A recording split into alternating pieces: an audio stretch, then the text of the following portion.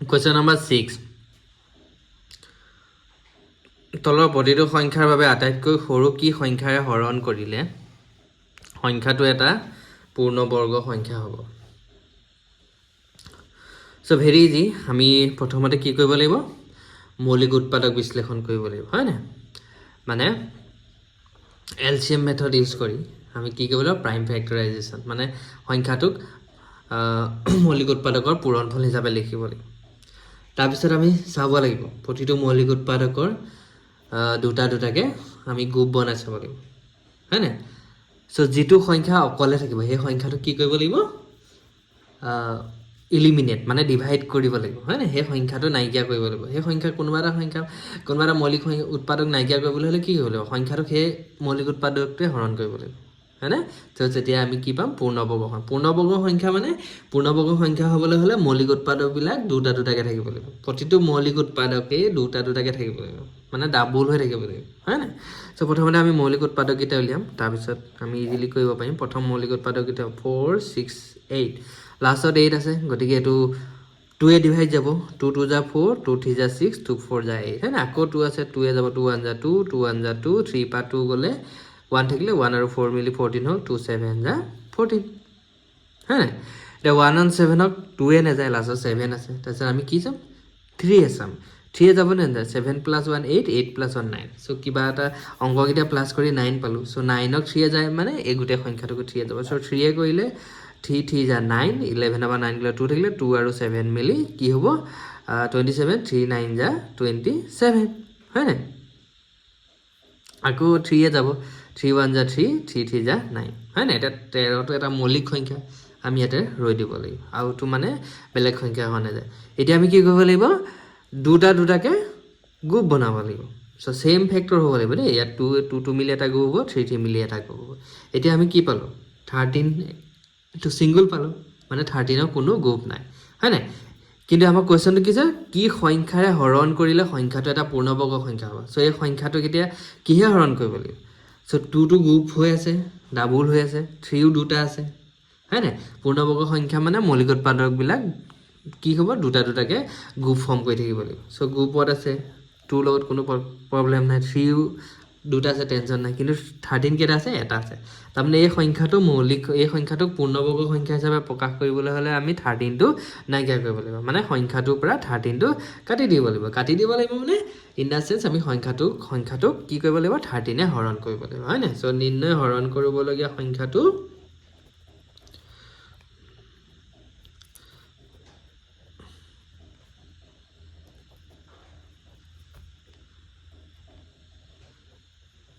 হৰণ কৰিবলগীয়া সংখ্যাটো কি হ'ব 13 হ'ব okay so very easy thank you এটা কোৱেশ্চন নম্বৰ 2 সেকেন্ড কোৱেশ্চনটো হল 1584 হয় নাই এই সংখ্যাটোৰ পৰা কি হৰণ কৰিলে সংখ্যাটো এটা পূৰ্ণবৰ্গ সংখ্যা হ'ব সো একে মেথড প্ৰথমতে আমি কি কৰিব লাগিব মৌলিক উৎপাদক বিলাক উলিয়াব লাগিব 1584 সো লাষ্টত 4 আছে সো 4 থাকিলে কি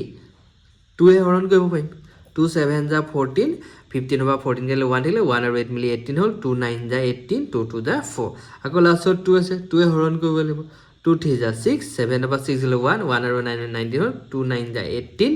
19 over 18 গেলে কি 1 থাকিলে 1 আৰু 2 মিলি 12 হল 2 6 যা 12 হয় না আকৌ 6 আছে 2 এ কৰিব 2 1 যা 2 হয় না 3 পা 2 কাটিলে কি 1 থাকে 1 আৰু 9 মিলি 19 হল 2 9 যা 18 আকৌ 19 over 18 গলে 1 1 আৰু 16 2 8 যা 16 আকৌ 2 এ কৰিব পাৰিম 2 কিমান 2 9 যা 18 হয় না আকৌ 19 over 18 গলে 1 1 আৰু 8 মিলি 18 হল 2 9 যা 18 আকৌ 9 9 2 এ না যায় 3 এ যাব এটো হয় না 3 3 যা 9 3 3 যা 9 আকৌ 3 এ যাব 3 1 যা 3 3 1 যা 3 এটা 11 টো কি হল মৌলিক সংখ্যা হৈ গল সো আমি এডখতে কি কৰিব লাগিব ৰব লাগিব এতিয়া আমি কি কৰিব কোৱেশ্চনটো কি এই সংখ্যাটোৰ পৰা কি হৰণ কৰিলে আমি কি এটো এটা পূৰ্ণ বৰ্গ সংখ্যা পাম সো তাৰ কাৰণে আমি দুটা দুটাকে গ্ৰুপ বনাব লাগিব হয় না এই দুটা গ্ৰুপ বনি গল এটো গ্ৰুপ বনি গল সো 11 টো অকলে থাকি গলে গতিকে এনসাৰটো কি হ'ব 11 মানে সংখ্যাটোৰ পৰা আমি 11 এ হৰণ কৰি এই সংখ্যাটোক যদি আমি 11 এৰে হৰণ কৰো আমি এটা কি পাম পূৰ্ণ বৰ্গ সংখ্যা পাম হয় না 11 টো নাইকিয়া কৰিবলৈ হলে 11 টো হৰণ কৰি দিব লাগিব 11 টো কাটি দিব লাগিব তাৰ মানে সংখ্যাটোৰ পৰা 11 টো হৰণ কৰিব লাগিব সো কি সংখ্যাৰে হৰণ কৰিব লাগিব সো নিৰ্ণয় সংখ্যাটো নিৰ্ণয় হৰণ কৰিবলগীয়া সংখ্যাটো কি হৰণ কৰিবলগীয়া সংখ্যাটো হ'ল 11 বিকজ 11টো 11ৰ কোনো গ্ৰুপ নাই है ना তে কোৱেশ্চন নম্বৰ 3 লে যাম আমি তে কোৱেশ্চন নম্বৰ 3 সো 2645 ক আমি কি কৰিব লাগিব 2645 আমি লাষ্টত 5 আছে 5 এ ডিভাইড কৰিব লাগিব 5 5 টা কি হ'ব 25 26 of 5 25 গলে 1 থাকিলে 1 আৰু 4 মিলি 14 হ'ল 5 2 যা 10 14 of 10 গলে কি হ'ব 4 থাকিব হয় না 4 আৰু 5 মিলি 45 হ'ব 5 9 যা 45 হয় না তাৰপিছত এই সংখ্যাটো আমি 2 এটো না যায় লাষ্টত 9 3 ও না যায় 5 plus 2 কি হ'ব 7 7 plus 9 16 so 16 ৰ 3 না যায় মানে সংখ্যাটো 3 তো 7 ও না যায় তোমালোকে চেক কৰি চাবা এনেকে লং মেথড দি 7 এ নগলে কি হ'ব 11 এ চাব লাগিব 11 ও না যায় 11 এ নগলে 13 এ চাব লাগিব সংখ্যাটো 13 ও হৰণ না যায় 13 এ নগলে আমি কি চাব লাগিব 17 মানে মৌলিক সংখ্যা হে চাব লাগিব 17 এ নগলে জানো 23 বৰ্গ হয় মানে 23 লগত যদি 23 ইনটু কৰো তেতিয়া কি হ'ব 529 so 23 কিমান যা 23 যা है ना 23 সাইডত ডিভাইড কৰি চাবা তেতিয়া গম পাই যাবা 529 है ना 23 1 যা 23 23 2 যা কিমান 2 3 যা 6 2 2 যা 4 46 হ'ল है ना তাৰপিছত এটো 12 হবা 6 গলে 6 থাকিব 9 to 9 আহিব 23 3 যা 69 ঠিক আছে সো এতিয়া আমি কি পালো 23 দুটা পালো 5 এটা পালো গতিকে সংখ্যাটো পূৰ্ণবৰ্গ সংখ্যা নহয় এই সংখ্যাটো পূৰ্ণবৰ্গ সংখ্যা কৰিবলৈ হলে কি কৰিব লাগিব সংখ্যাটোৰ পৰা 5 টো নাইকিয়া কৰিব লাগিব তাৰমানে সংখ্যাটোক 5 এৰে হৰণ কৰিব লাগিব গতিকে নিৰ্ণয় সংখ্যাটো কি হ'ব নিৰ্ণয় সংখ্যাটো হৰণ কৰাটো বহুত ইম্পৰ্টেন্ট হা নিৰ্ণয় সংখ্যাটো কি হ'ব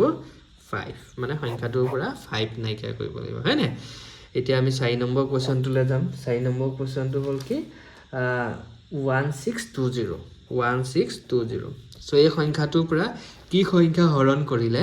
আমি পূৰ্ণবৰ্গ সংখ্যা পাম সো একে মেথড প্ৰথমতে আমি মৌলিক উৎপাদক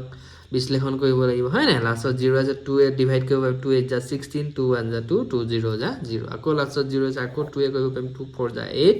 হয় না তাৰপিছত 1 ক কৰিব লাগিব 1 ক নোৱাৰি আৰু 0 কো কৰিব লগিয়া হয় মানে দুইটাকে লব লগিয়া হ'ল সো দুইটাকে লব লগিয়া হলে ইয়াত 0 দি লব লাগিব 2 5 যা কি হ'ব 10 তে লাষ্টত 5 আছে 5 দি কৰিব লাগিব 5 8 যা কিমান 40 5 1 যা 5 হয় না আকৌ লাষ্টত 1 থাকিলে 5 এ না যায় 5 এ নগলে আমি 3 এ চাম 8 plus 1 9 so 9 ক 3 যায় মানে এই নাম্বাৰটো 3 কিমান যা 3 2 যা 6 6 of 8 of 6 কাটিলে 2 থাকিলে 2 আৰু 1 মিলি 21 3 7 যা 21 হয় না আকৌ 3 কিমান যা 9 যা আকৌ 3 কিমান যা 3 যা है ना सो আমি মৌলিক উৎপাদক বিলাক পাই গলে এতিয়া আমি দুটা দুটাকে গ্ৰুপ বনাম সেম উৎপাদকৰ है ना সেম মৌলিক সংখ্যা লব লাগিব 2 2 মিলি এটা গ্ৰুপ হ'ল 5 অকলে থাকি গল 3 3 মিলি এটা গ্ৰুপ হ'ল 8 3 3 এটা মিলি গল সো 2 গ্ৰুপ বনি গল 3 বনি গল 3 বনি গল কিন্তু কি থাকি গল 5 টো অকলে থাকি গল তাৰমানে এই সংখ্যাটোৰ পৰা কি নাইকিয়া কৰিব লাগিব 5 মানে সংখ্যাটোক 5 এ হৰণ কৰিব লাগিব গতিকে ইয়াৰ নিৰ্ণয় সংখ্যাটো কি হ'ব নিৰ্ণয় সংখ্যাটো হ'ব 5 ঠিক আছে সো ভেৰি ইজি সো যেটো এক্সট্ৰা পাবা তাৰ মানে সেই সংখ্যাটো এলিমিনেট কৰিব লাগিব সেই সংখ্যাটো নাইকিয়া কৰিব লাগিব মানে সেই সংখ্যাটোৱে হৰণ কৰিব লাগিব ঠিক আছে ওকে